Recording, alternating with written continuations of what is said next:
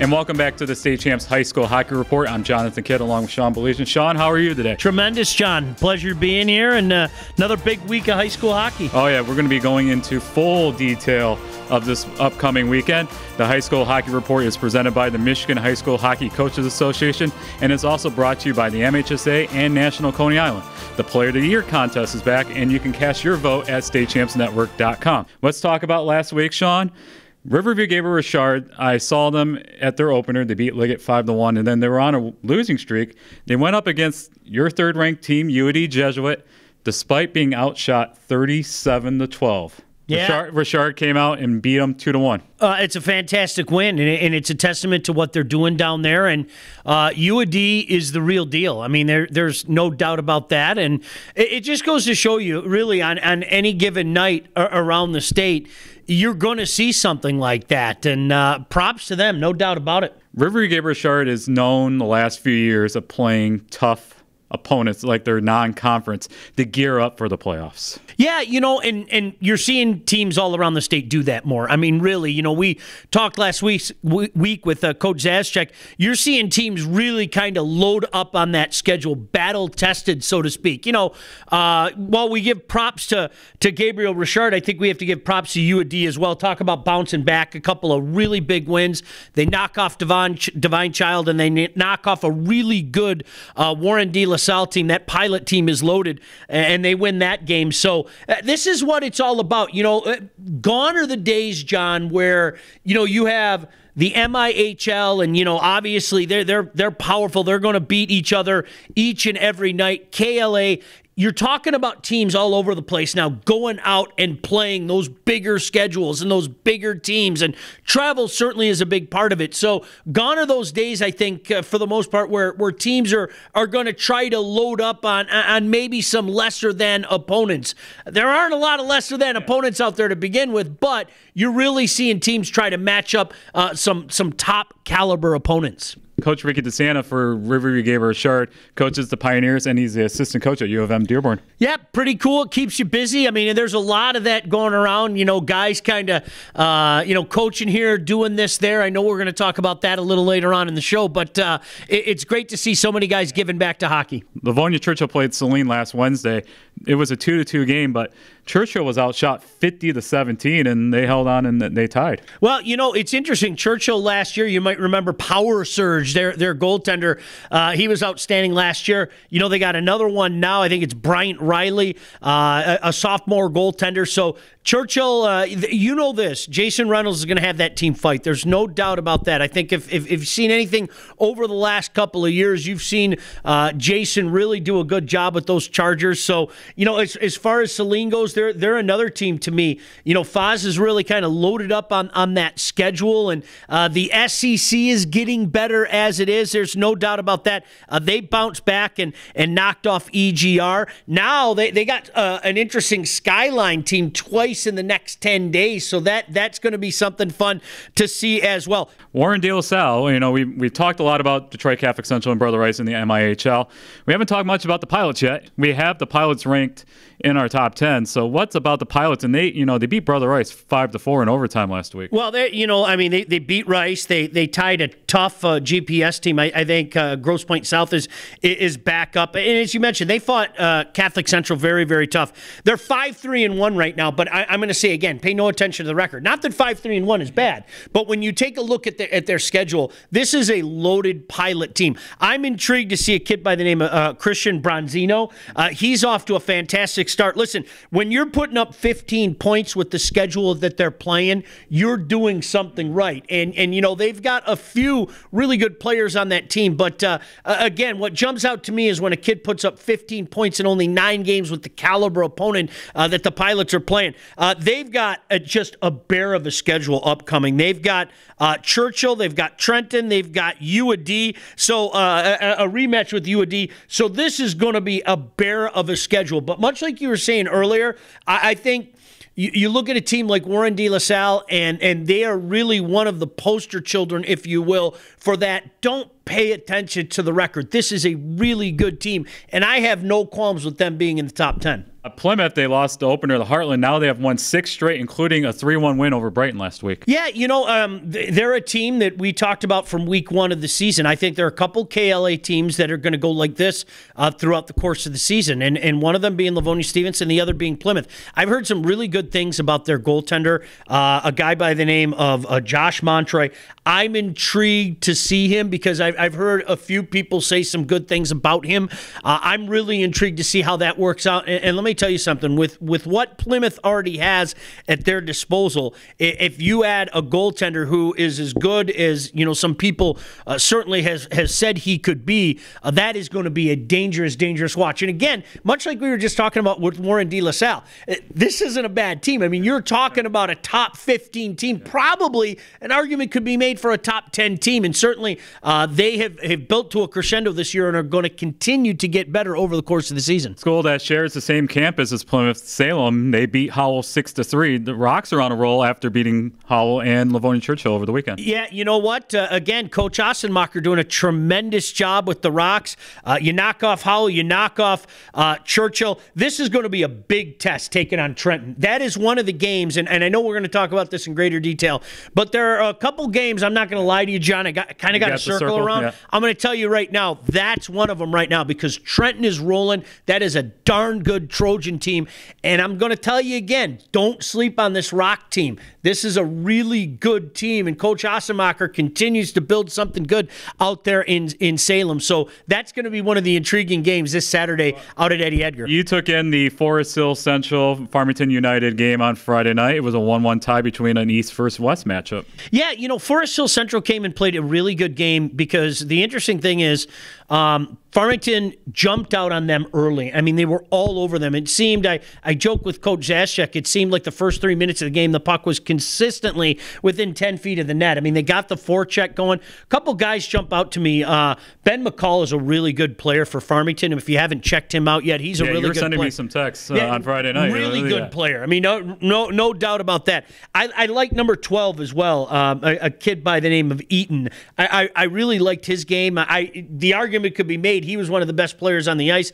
The interesting thing about it, Rangers outshot them, but at the end, it was a Ranger penalty kill that really salvaged the tie because they were all over. They were buzzing all over the Rangers, and a couple Ranger players went above and beyond. I know number 11, I can't remember his name off the top of my head, but I thought he had a fantastic penalty kill. He forced them in deep after they had put some pressure on, and it was really an unrelenting forecheck that kind of kept the puck in deep and allowed them to kill off the remaining moments of the time. It was a good hockey game. 1-1 tie, good hockey game. So if you're Forest Hill Central, you come out here, you get a win and a tie. That Farmington team is going to be a team to watch. It's a good story. I think we all know that. I talked to Coach Levick about what's going right for him, and he said, everybody bought in. It's not the easiest thing, John, when you're talking about bringing in kids from 3 different schools, and a lot of the kids have probably played against each other in the past, and he told me, he goes, I'll be honest with you, I was kind of surprised how quickly it all came together.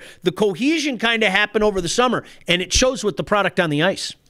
And then Birmingham Unified, it was a back and forth battle against Lake Orion, and they won 5-4. Well, there's another good story, and we talked them up last year. They put together a nice win streak. I'm going to be intrigued to see where that continues to go. A lot of great hockey being played out in that area, and some good players coming out in that area as well. So that's going to be another team to keep an eye on. That's what makes this so fun, John, is just in the time that you and I have been doing this, you're always going to have your usual suspects. But guess what? Some of these teams have kind of graduated to being usual suspects, and that's pretty cool.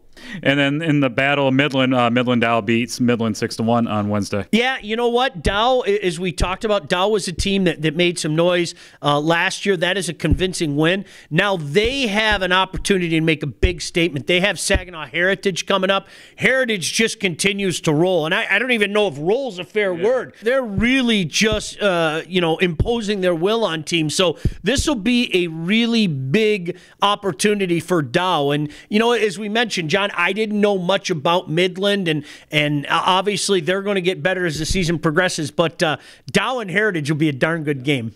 So that's a good start to the high school hockey report. Sean, who do we have coming up? We have Scott Locke coming up. He's a longtime coach. He was a head coach at Grosse Pointe North, won a couple of titles there. An assistant coach for Cranbrook, does a lot of things behind the scenes that maybe fans don't know about as well. So we'll talk to Coach Locke momentarily. So we'll be right back here on the high school hockey report. It's presented by the Michigan High School Hockey Coaches Association, and it's also brought to you by the MHSAA and National Coney Island. National Coney Island is serving up what you love, fast, fresh, and friendly, like our award-winning Coney, honey, or handcrafted burger. So you can get what you want, when you want it. National Coney Island, your craving is calling. There's an old saying, you can never have too many officials. The age of the average official is 52 and getting older all the time. We're constantly recruiting new people, younger people to join us. After you register with the MHSAA, look on the website to find an officials association near you. They'll put you in a position to succeed as an official. We all learned a lot from high school sports, and officiating is a great way to give back to the game. There's help wanted, just whistle. Touchdown, Falcons. And welcome back to the High School Hockey Report. My name is Sean Baligian. Kindly joining us, one of the great coaches all over the state. And, of course, a show like this wouldn't be happening without the help of the coaches. He won a couple of state titles while the head coach at Grosse Pointe North. Now he's part of really, you could say, an all-star coaching squad at Cranbrook. Let's welcome in Scott Locke. First of all, Scott, really appreciate the time. Thanks for joining us. Yeah, thanks for having me. It's been a long time coming, so I'm glad I'm here. It's interesting. Let's start with, I was only kind of half joking. The truth is, certainly, there are some guys that have been through the coaching ranks on that staff at Cranbrook. How has that worked out? Was there a period of cohesion? How has that worked out, with some of the names on that Cranbrook staff? Yeah, the last couple of years, it's been, pretty smooth. The whole thing. Andy runs the show, myself, and Dave Runyon, we were kind of assistants. We help out. Pat Ronayne is there, who's our PR guy and our marketing guy, who's really helped out with the defense. Now we bring in John LaFontaine this year, who he's got credentials all across the board, being with Muskegon last year in the USHL. Got a lot of experience. We all have our bits and pieces that we bring to the table. Different coaching philosophies, but we've been able to, like you said, work cohesively, making everything happen, and right now it's working for the first month. It's incredible, Scott, because I think a lot of times, people would hear something like that and say that's a recipe for disaster. But honestly, when you watch Cranbrook play, when you see you guys, I guess, commiserate with one another, it seems like it's working perfectly. You guys are all rowing in the same direction. Yeah, it's sometimes you're not going to agree with the person every single time, but the way they explain it, whether it's myself or John or Dave or even Andy, we bring everything to the table. We talk about it and say, hey, this is the best option for our team. What do you guys think? We do a lot of video. We do a lot of schematics and everything like that. And so far, knock on wood, it's been running smoothly, like you said. Scott Locke kindly joining us here. Scott, let's talk a little bit about the team right now. 6-3 overall. I tell this to everybody. Cranbrook is one of those schools. I think you could say the same about a lot of teams in the MIHL. Pay no attention to the record. Really. When you're playing the type of schedule that you do, not only the MIHL schedule, but outside of the MIHL as well, it really doesn't matter. It's all about getting you battle tested. But 6-3, pretty darn good record. You've won a couple of straight against Brother Rice. You knocked off Rice 2-1. Gabriel Richard 3-2. What jumps out to you about this team? I think our team chemistry. The boys really buy into it. They like each other. They're playing for each other. We're opportunistic. We score some goals when we need to. Our goaltending has been pretty solid, and our defense has been better than I originally thought it would be. But so far, so good. We talked to the kids the other day. 9 games in, I asked them the other day, all right, is there any team that scares you so far? Like we lost to Trenton, we lost to Stevenson, all close games. We lost to Orchard Lake, very close game. So does any team scare you right now? You can play with every team. You've proven it. I go, but on the flip side, we have 6 wins. I said any of those teams could beat us any particular night. So I think that's high school hockey this year. Anybody can beat anybody every single night, and it's it's fun to come to the rink and see the games. I guess the MIHL as well as anybody. You've been a part of it for so long now, whether as a head coach or an assistant coach. I mean, this really is a grind. How do you even put into words? I think the way you explained it's a pretty good way, but if you could expound on that, how do you even put into words what it's like in the MIHL? Because, Scott, really the term on any given night is thrown around too easily. But when you're playing an MIHL schedule, any given night is reality. Right. You're battle tested at the end of the year, and that's what we look at. If we go 500 in the league, okay, so be it. We're ready when it comes regional time to play our schedule. So battle tested it's an understatement, I think, in this league, because it's a grind every single night. And if you can, like CC's been able to do it, Cranbrook's been able to do it a few years, run the table, I mean, that's a pretty special season. You got to have a team pretty deep to be able to do that year in and year out. And, to come to the rink and have to play Brother Rice, to play Grosse Pointe South, UAD, De La Salle, Trenton. I mean, it just goes on and on. We have an opportunity to play every team twice. All right, you don't have to, but we pick to play each team basically twice in the season, just because we feel that they're better games for our guys to be prepared for the season. Scott Locke kindly joining us, of course, does a fantastic job as an assistant out at Cranbrook. Scott, every year it seems come tournament time, the general consensus seems to be pick a division. Oh, Division I's a monster this year. Division II's a monster this year. Everybody that I've talked to has talked about Division III, and it's not just the MIHL teams. There are landmines all over Division III this year, something certainly I'm sure your team's aware of. Yep, we are definitely aware of it, believe me. So we talked about it prior to obviously coming on the air here. You look at the teams that came down, UAD came down, we came down, Grosse Pointe South came down. These are teams that are coming down to Division III. And you look at the rankings, 10 to 15 teams can win a state championship or so. And any given night, we say again, but you got to have a good run. You got to stay healthy and be able to do it. It's a gauntlet in Division III this year. I'm glad that you brought that up, because you've won a couple of state titles back-to-back for people out there that didn't know at Grosse Pointe North, 01 and 02.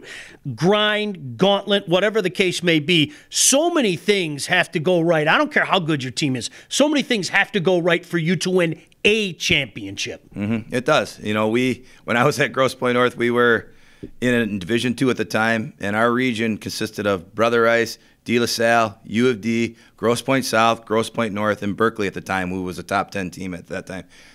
After you got done with your region, it was pretty much a cakewalk after we got done with our region, because it was so hard compared to what the rest of the state was, and it made it easier for us. But that's how it is this year. This area is loaded.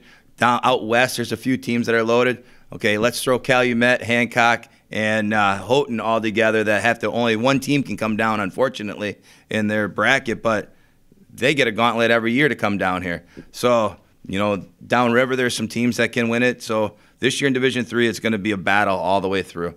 It's interesting.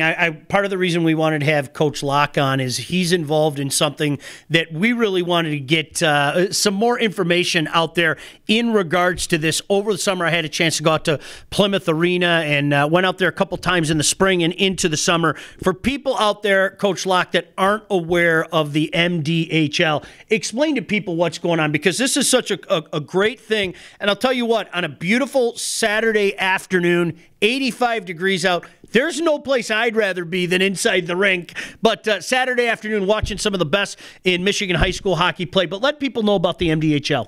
Yeah, the MDHL is the Michigan Development Hockey League, obviously. It's been going on. I think we've been having the league for 14 years.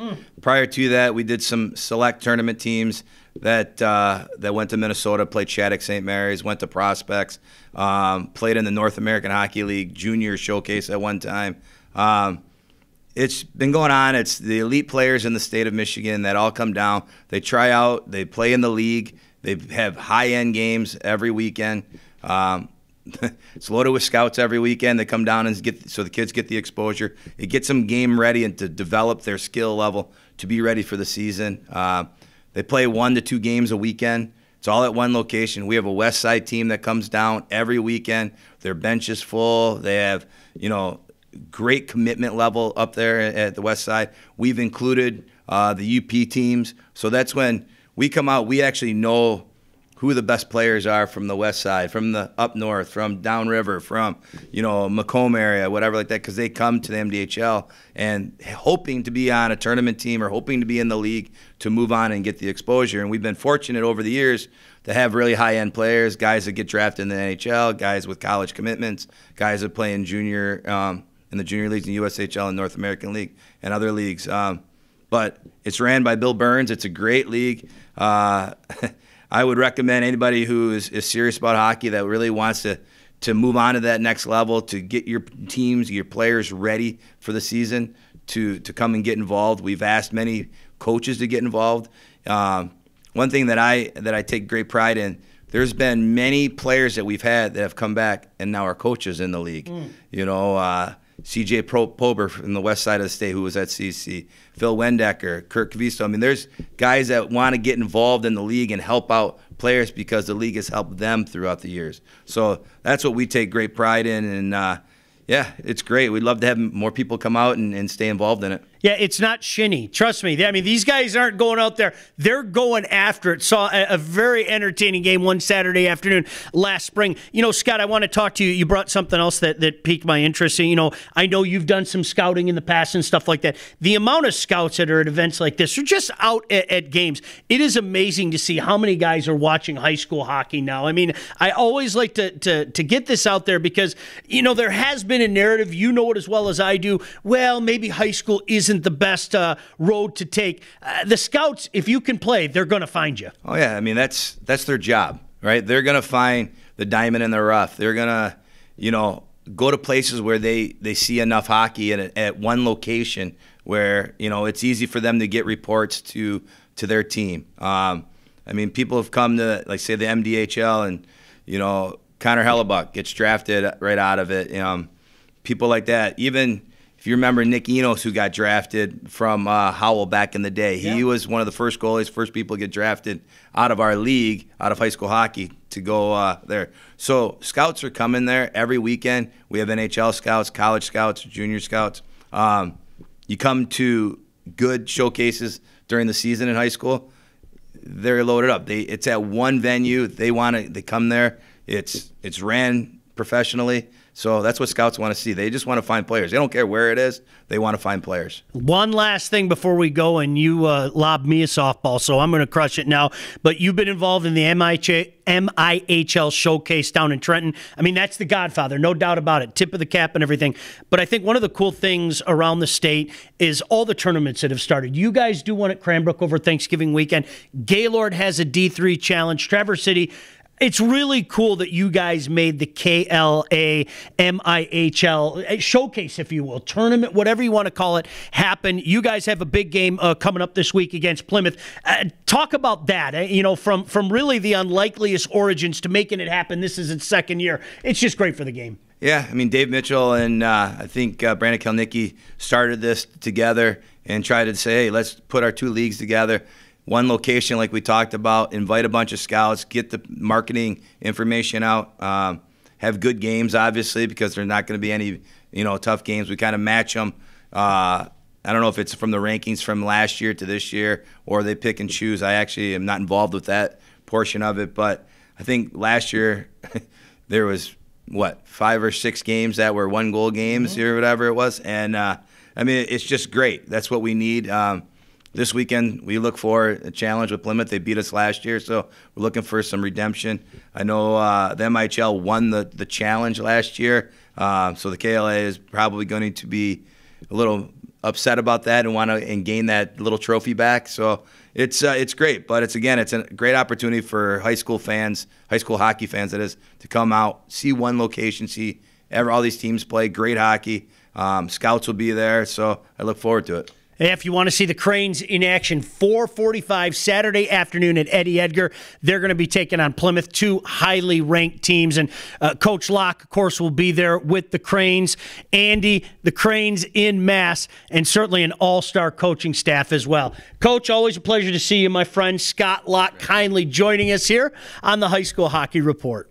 The High School Hockey Player of the Year is back, and it's presented by National Coney Island. You can go to our website, statechampsnetwork.com, and vote for our top 10. We came out with the list on Friday. What sticks out to you on your top 10? Well, you know, it's interesting. The one thing that I always tell people is it's fluid. There's no doubt about that. What always jumps out to me is when guys are adamant about the defensemen. And we have a couple of defensemen that, quite frankly, coaches were adamant about. And I'm not talking about their own coaches. I might get a quote, say, from Coach Clements about his guy, or a quote from another coach about their guy. I'm talking about the opposing coaches. To me, that tells you all you need to know. When you have guys, you know, really sitting back saying, you got to have this guy on the list. A couple of them that are on this list certainly fit that bill. And what do you think about Cam Blanton from Trenton? You know what? He's everything as advertised. You know, he's a guy that has played a lot of hockey over the last couple of years. He's part of a really deep team. And I'm not sure if maybe people around the state realize how good this Trenton team is and how good they could be at the end of the year. I'm going to say it again, John. You know, when you're talking about the pecking order right now in Division II, you have to put Trenton in that top ledge. There's no doubt about it. But when you have a guy on your blue line that can facilitate so much, not only in his own end, but certainly getting things going the other way, that really is a catalyst to a well-oiled machine. And leading our vote right now is Zach Robinson from Woodhaven. They are coming out. He has over 1,300 votes as the time of we taping. What is about his play that strikes you? Well, you know, it's interesting. In talking to some of the coaches, and I included a quote in there. Somebody said, if you think that this is just, you know, I'm paraphrasing, a one-trick pony, think again, watch his game. And, John, you see it all the time now. In the National Hockey League, the game is a 200-foot game now. And you have to be able to play all over the ice. And this is a guy that, yeah, he puts the gaudy numbers up there, no doubt about that, but he's also doing a lot of the little things as well, and that's something that a few different coaches talked to me about, just how much his game has matured over the past couple of years. So it's going to be fun to see him in person sometime really soon. Had a chance to see him a little bit in the summer, but I'm really looking forward to seeing him in person. And just to let you guys know, in our top 10, this is not a concrete top 10. Players can come in and out of the top 10. This is definitely a fluid type of situation, and what I mean by that is it's ever moving. And, you know, if you get a suggestion, whether it be a fan or, you know, a lot of times I've had a coach say, hey, listen, give a second look to so-and-so. And I ask a few coaches, and it's funny because a lot of times they'll go, oh, yeah, oh, my goodness, that guy's got to be on there. So certainly cases have been made. John, I know of at least two different times that we've done this where the guy that eventually won it wasn't even on our list at the start of the year. Levi Wonder from Escanaba. Yep. And last year's Jake Benke from Heartland. Yeah, well, and I remember the first year as well. If I'm not mistaken, I think Dominic Lutz from Stevenson came on in our second week. You know, he kind of appeared in our second week. So you're right, there's three. So this is a situation, folks, where this can change.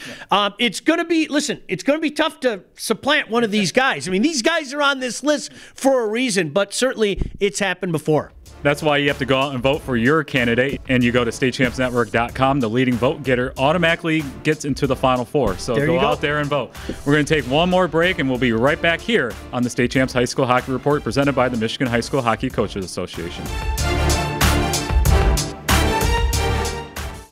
National Coney Island is serving up what you love, fast, fresh, and friendly, like our award-winning Coney, honey, or handcrafted burger. So you can get what you want, when you want it. National Coney Island, your craving is calling. I admit it, I love working with money, negotiating, and making big decisions. That's why I'm majoring in finance and economics at Lawrence Tech. What's truly amazing about the education here is the small class sizes that give me easy access to my professors who truly care about my future. They even helped me get a great internship. And I was able to fulfill my lifelong dream of playing college golf. Lawrence Tech, where Blue Devils dare. And welcome back to the High School Hockey Report. I'm Jonathan Kidd along with Sean Baligian. We're going to preview the week ahead. Up in Gaylord this weekend is the Division III Showcase. Lots of good teams in Division III are going up against each other. So on Friday, we have the combined squad of Freeland, Saginaw Valley Lutheran taking on Plainsdale Jeffers. At noon, it's Country Day at Alpena. At 2 o'clock, you have Sault Ste. Marie and Grand Rapids Catholic Central. 4 o'clock, you have Big Rapids against Flint Powers. 6 o'clock, you have Divine Child and Chelsea. And 8 o'clock, the host school, Gaylord, will be taking on Grosse Ile. And on Saturday, you got Big Rapids taking on Chelsea. You got Grosse Ile taking on Divine Child. Plainsdale Jeffers taking on Grand Rapids Catholic Central. Alpena taking on the combined squad of Freeland, Saginaw Novell, Valley Lutheran. And then you got Sault Ste. Marie and Detroit Country Day. And Flint Powers taking on Gaylord in the nightcap. Obviously, Country Day and Alpena is going to be the marquee game. Yeah, it's a great matchup. You know, and one interesting thing, just to let people know, Detroit Country Day hasn't lost in almost a full year. Their last loss was December 16th of 2017 to Liggett, and that's 27 straight games right now. So obviously, Frank Novak's done a tremendous job with them, and they continue to roll, and somebody would love to knock them off that perch. Obviously, you get a tournament. You know, Coach Perry's done such a great job with Flint Powers. Luke Evo's a guy that a lot of people are talking about, obviously, on our list. You know, one coach went as far as to say, I think he's the best forward in the state. So I think that is really saying a lot. Big Rapids, you know, I think Coach Bloshel's done a tremendous job with them. They had a nice run last year. This is a great tournament because I'm telling you what, there are a couple teams in there. Obviously, I don't have to say anything more about DCD, but there are a couple teams in there that come tournament time certainly can knock off anybody, and that's what makes a tournament like this incredibly exciting. Going back to Country Day and Alpena, the battle of the goalies, you got Sam Avola going up against Cooper Black. Yeah, I mean, that's going to be outstanding, and Alpena continues to be a great story. As a matter of fact, we're going to try to get Coach Givens on the show sometime soon. He's a great guy. He said he'd come on when we give him a call and everything, so hopefully we'll have a chance to talk to him real soon. And on Saturday, it's the MIHL-KLAA Challenge. We are going there. Yes, indeed. We're going to be doing our podcast for next week on location at the Eddie Edgar Arena in Livonia. Lots of great matchups. Oh, it's incredible. I mean, when you look at it, you know, I mean, from start to finish, it starts at 10 a.m. in the morning. I'm going to tell you a couple. I already talked about one. I got a big circle around Salem and Trenton. That one really intrigues me. Cranbrook and Plymouth is going to be outstanding. You know, I mean, those are two teams that can play anybody, anywhere. Livonia, Stevenson, Orchard Lake, St. Mary's. Heartland, Brother Rice. I mean, are you kidding me? I mean, that's pecking order type stuff. And CC and Brighton is still CC and Brighton. Make no mistake about that. So that's what's exciting about it. But I'll tell you what, you got some other ones. You know, Howell, kind of up and coming, going up against GPS. And Bobby's done such a great job there and has them back at a good level. Novi taking on Port Huron Northern. This is just a great event. I'm so glad that these guys made it happen. It's going to be a fun day starting at Eddie Edgar Arena out in Livonia.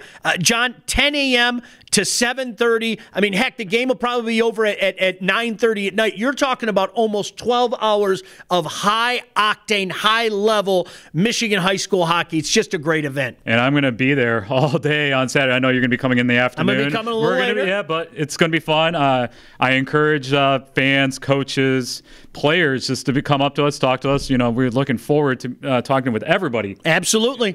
And I know, John, you're going to make an effort to kind of talk to some of the winning coaches and everything. We're going to have a couple special conversations out there. I think I can say it now, can I? Yeah, we're going to be talking to Coach Mitchell, who really, you know, kind of made this happen out of Livonia Stevenson as well. We're going to be talking to the assistant coach at Brother Rice, former coach at Berkeley, and really a guy that has helped make this happen. No doubt about it, Coach Fleming. So we're really looking forward to those conversations. So that's it for the State Champs High School Hockey Report. It's presented by the Michigan High School Coaches Association, and it's brought to you by the MHSAA and National Coney Island. When you see us next week, we'll be at Eddie Edgar Arena. So we'll see you at the rink. See you at the rink.